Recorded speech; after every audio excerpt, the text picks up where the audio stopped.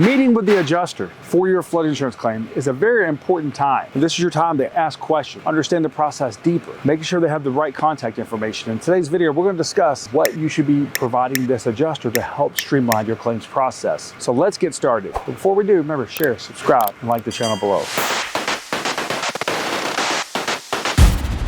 Hi, I'm Chris, the flood insurance guru. More than 12 years ago, I bought a house in a flood zone just like this right here. And I was given the wrong flood insurance premium. I was given the wrong flood zone. I didn't know what questions to ask. So in today's video, I hope to help you understand what questions to be asking this adjuster as you meet with them. First of all, if you haven't done it already, make sure the adjuster's got all of your up-to-date contact information. Maybe you're not able to live in the house that has flood damage. That's very common. Make sure they've got the right mailing address, phone number, email, everything for you, especially if you're dealing with the federal government, as these things can take time. In fact, during Hurricane Ian, we've seen it take a couple years sometimes to get these claims settled. Now, when you're meeting with this adjuster, you want to ask them what the settlement's going to look like, how long does the process take, and how many assessments are they going to have to do. It's not uncommon to have multiple assessments done. To give you an example, we had a flood insurance claim assessment done a few weeks ago for a customer. A few weeks later, we had to have an engineer come out to inspect supporting beams and things for the property to determine the structural safety of the building, something that a traditional adjuster could not do. So this process could take a couple of visits to make sure that the right damage is documented and everything.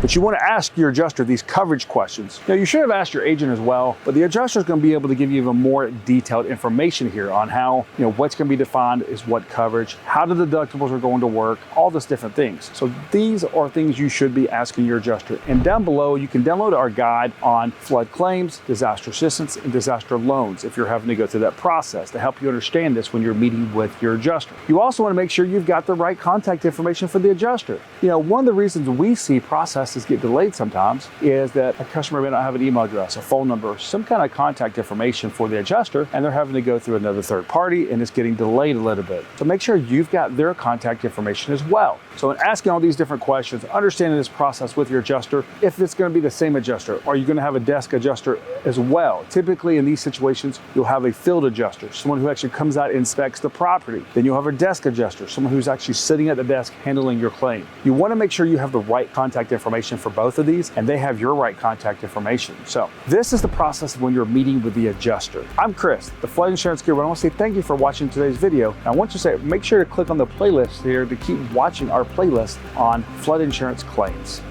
Thank you.